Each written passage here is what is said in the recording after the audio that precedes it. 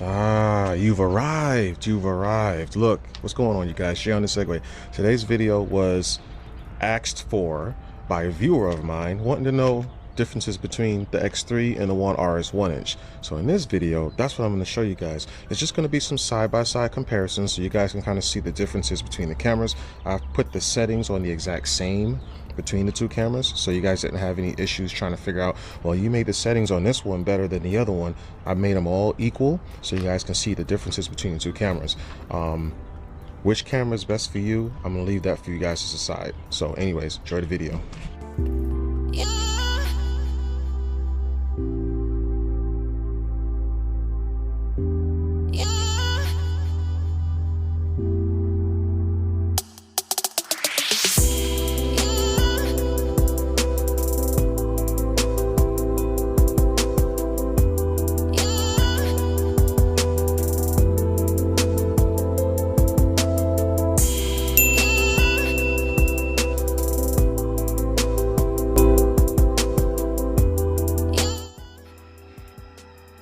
Alright guys, so this part of the video is going to be the night footage, okay? Right now you guys are watching me on the AcePro. I got it on pure video mode, obviously. That's going to be the best video mode to record anything. We got the X3 over here to my left, your right. And we got the 1-inch to my right, your left. So, taking the lens covers off of these bad boys. I'm going to always tell you guys, if you're going to record with any of these 360 cameras, it don't matter what model or brand it is, always make sure you uncover the 360 lenses right when you're about to start recording. Make sure as well, make sure you guys are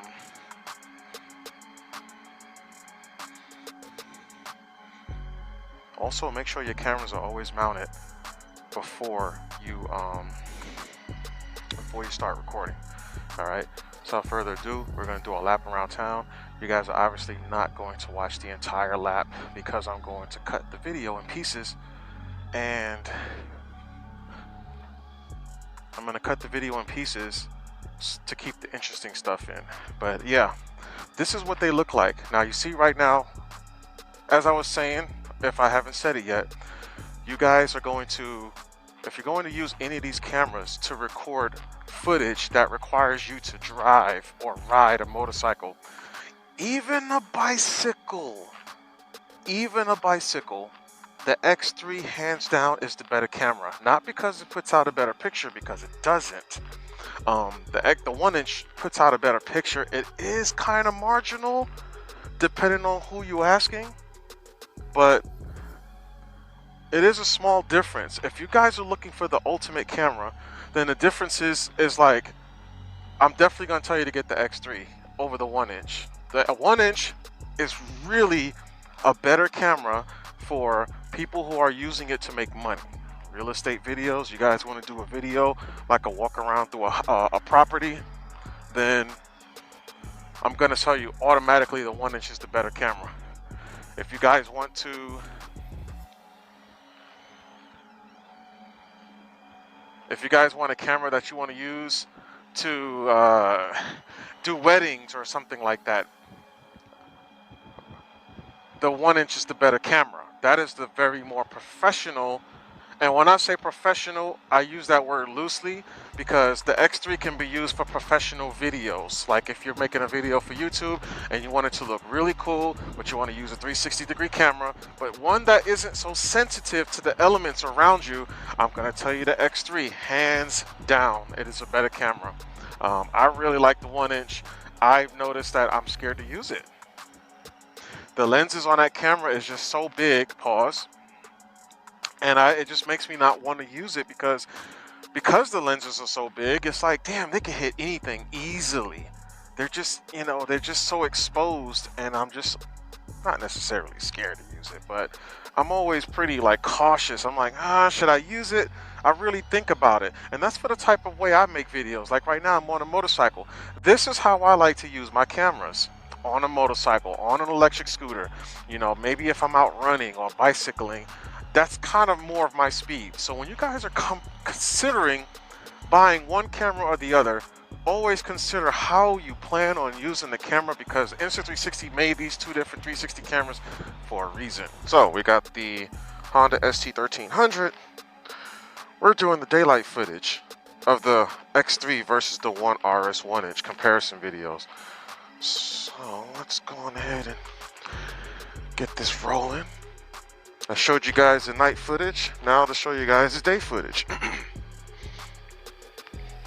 Now both cameras are recording at their maximum resolutions, and we are doing 30 frames per second. Why 30 frames per second? Because it's better for daylight recording. It just does better. I would usually drop down to 24 frames per second if I would usually drop to 24 frames per second at night, because the less frames you have, the longer the shutter speed stays open, which gives you better low light performance. So that is why I usually do 24 frames a second when it's low light or at nighttime. If you guys hear some wind in my audio, I apologize. I do have my, oh well, looks like my helmet put the visor down on its own, so. But now I'm running up on a red light, or a light that's probably about to change red, as it is right now. So I'm gonna have to go on ahead and recalibrate myself. Anyways, how you guys doing? Who's giving out the better footage so far for a little bit? Just to catch it. All right, we're good. We made it. We made it. We made it. Oh man, I got the alligator up on a dashboard. Like, must be from Florida.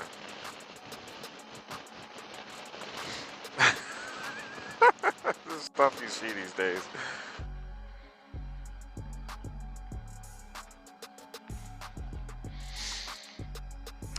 That's that coffee place from last night, guys, that I saw. I thought was pretty cool. Shout outs to whoever made the turn signals. I mean, whoever set up the traffic lights actually gave me the green light, even though I showed up late. Here we got the Jeep here. I'm gonna go on ahead of them because they're probably going to eat breakfast, looking for somewhere to eat. I'm just rolling through so you guys can see the day and night versions of everywhere I did last night.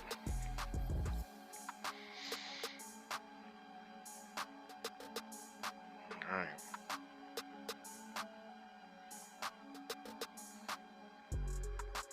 Man, this shifter shifts so much better. Jeez Louise.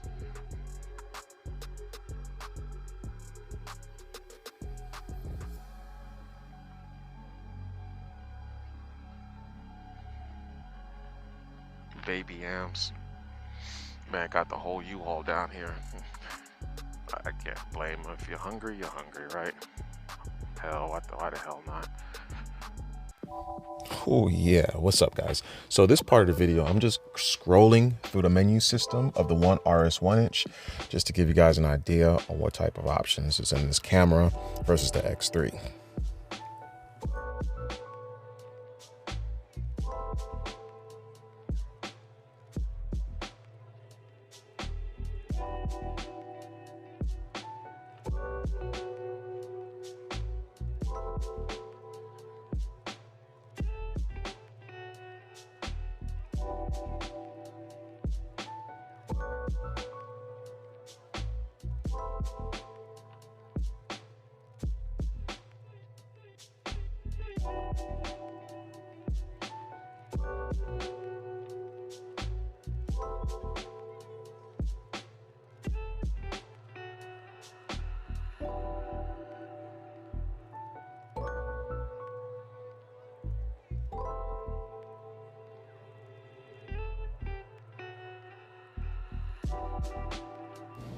Okay, and in this part of the video, I will be scrolling through the menus of the camera so you guys can check out what type of options and features this camera has.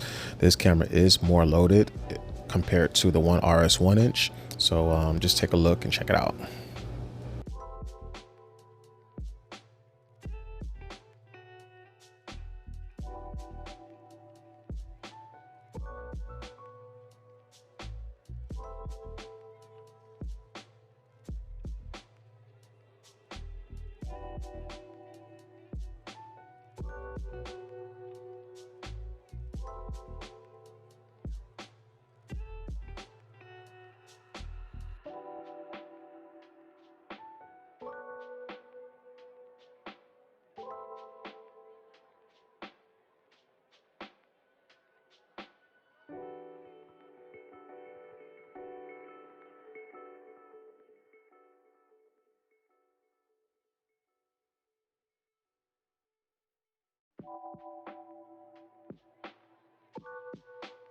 And for bullet time, all you guys need is the X3.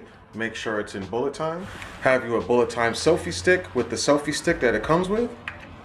Screw it on sideways. Take the selfie stick, extend it, hook your X3 up to the other side of the selfie stick. Make sure you're locked out and go bullet time.